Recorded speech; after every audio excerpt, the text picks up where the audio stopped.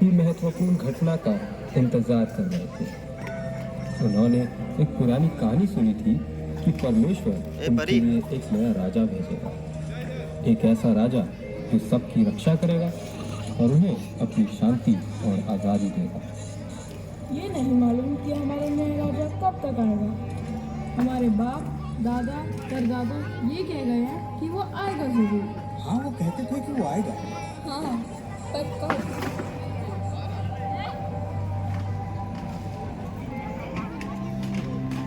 फिर एक दिन नाजरत के शहर में मरियम नामक एक कुंवारी लड़की के पास अचानक एक स्वर्गदूत आ पहुंचा। कौन है आप? मरियम मत डर, मैं स्वर्गदूत जिब्राइल तेरे लिए एक सुसमाचार लाया हूँ। सुसमाचार मेरे लिए? जाति की सारी महिलाओं में से परमेश्वर ने तुझे चुना है कि तू गर्भवती होगी और परमेश्वर के पुत्र को जनेगी। परमेश्वर ने मुझे चुना है? ये कैसे हो सकता है? परमेश्वर के लिए सब कुछ संभव है। तू एक पुत्र जनेगी और वह परमेश्वर का पुत्र कहलाएगा और तू उसका नाम यीशु रखना। जैसा परमेश्वर चाहता है वैसा ही हो।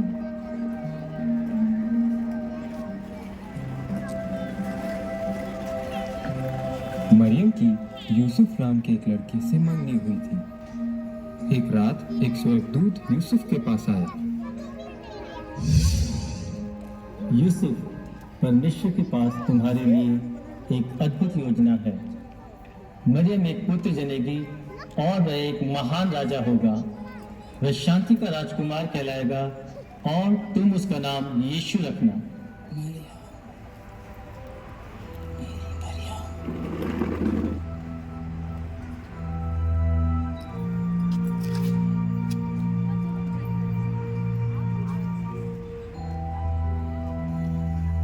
उसके पश्चात मरियम और यूसुफ का विवाह हो गया था। ये उस समय की घटना है जब रोमी सम्राट अगस्तस केसर जनगणना के लिए प्रदेश के सब लोगों को आदेश दिया था कि सब अपने अपने पैतृक जगह में लौट जाएं। यूसुफ मरियम के साथ अपने पैतृक भूमि बेथलेहम की ओर चल दिया। बेथलेहम बहुत दूर था। वाह भाई, क्या आप बता सकते हैं बेथलेहम कितना दूर है? ये बहुत ही लंबा सफर है, लगभग 70 मील दूर। धन्यवाद। चिंता मत करो मरियम। बिल्कुल भी नहीं, मैं तुम्हारे पास सुरक्षित महसूस कर रही हूँ। क्योंकि मरियम गर्भवती थी और उसका प्रसव का समय निकट था। परमेश्वर आपके साथ हो और आपके साथ भी। उस दिन उन्हें मीलों का सफर तय करना पड़ा।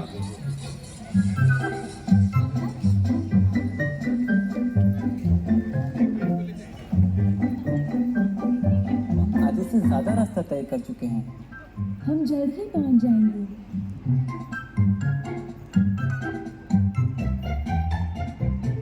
ये लो मरियम, ठंडा पानी, तुम्हें अच्छा लगेगा। शुक्रिया, मुझे बहुत प्यास लग रही है।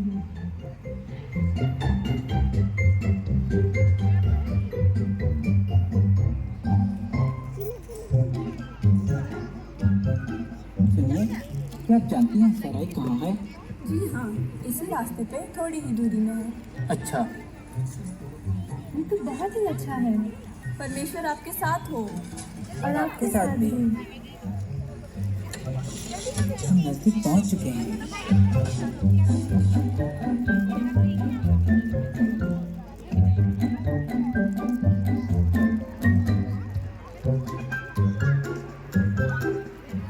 हम पहुंच गए।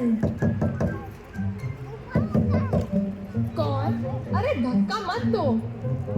हमें एक कमरे की जरूरत है। अरे कमरा तो सबको चाहिए, पर यहाँ तो जगह ही नहीं है और मेरे पति किसी को मना ही नहीं करते। लगता है आज हमें रसोई घर में ही सोना पड़ेगा। हम काफी दिनों से यात्रा कर रहे हैं।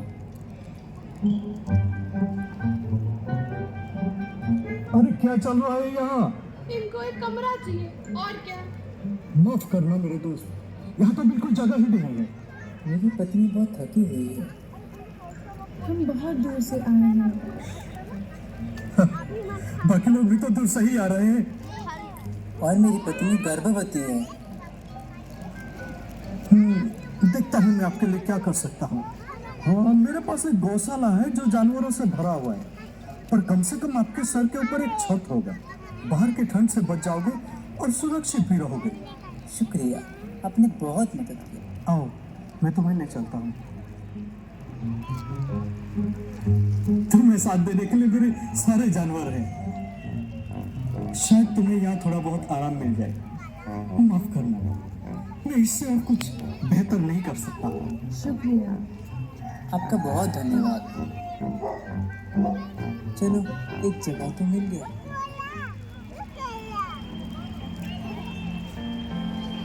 हम बालक का नाम रखेंगे यीशु। उसी रात के दौरान एक बहुत ही आश्चर्यजनक घटना हुई।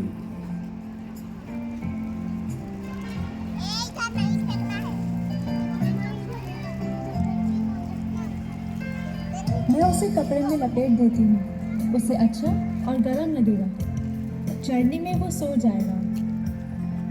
मरियम और यूसुफ बालक यीशु से बहुत ज्यादा प्रेम करने लगे।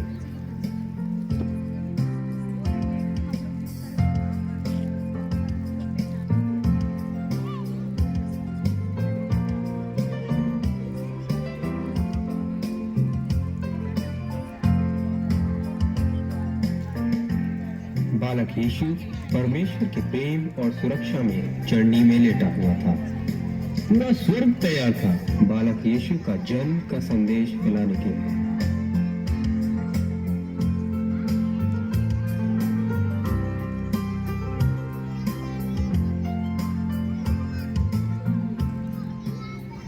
उसी रात को बैतलहम शहर के बाहर चरवाहे अपने भेड़ों की रखवाली कर रहे थे।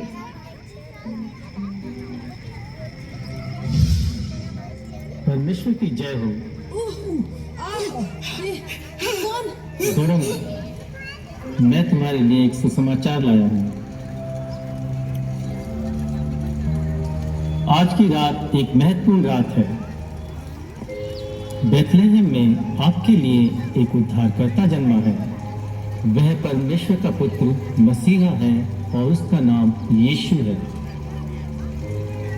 तुम उसे एक चरनी में कपड़े में लिपटा हुआ पाओगे। एक चढ़नी में? यह मानव जाति के लिए एक खुशी का दिन है।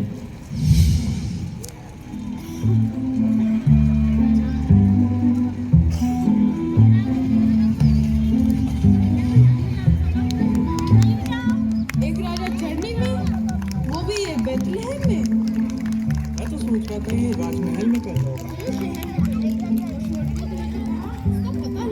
हाँ, चलो शहर में चले और जो स्वर्गदूत ने कहा उसका पता लगाए। मैंने यही कहा था।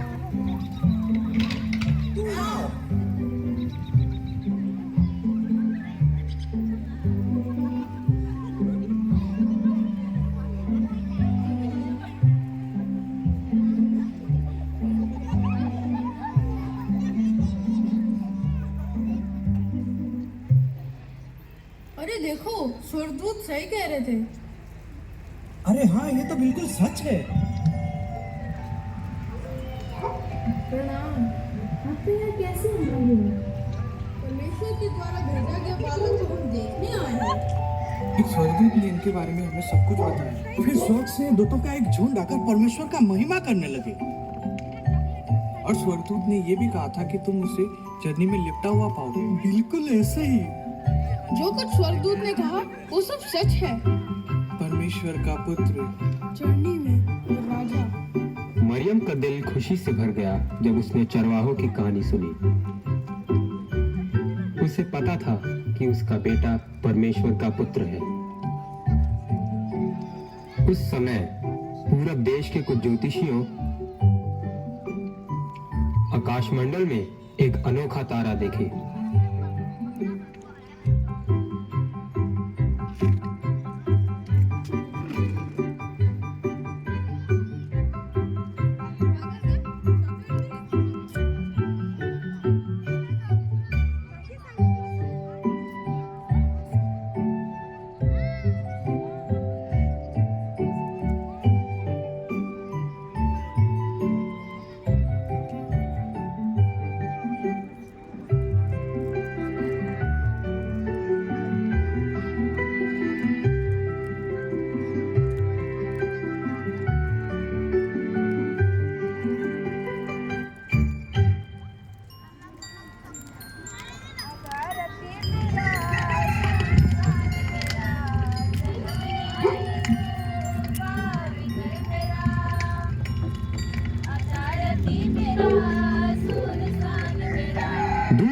देश से ज्योतिषियों ने उस तारे को देखते हुए चलने लगे।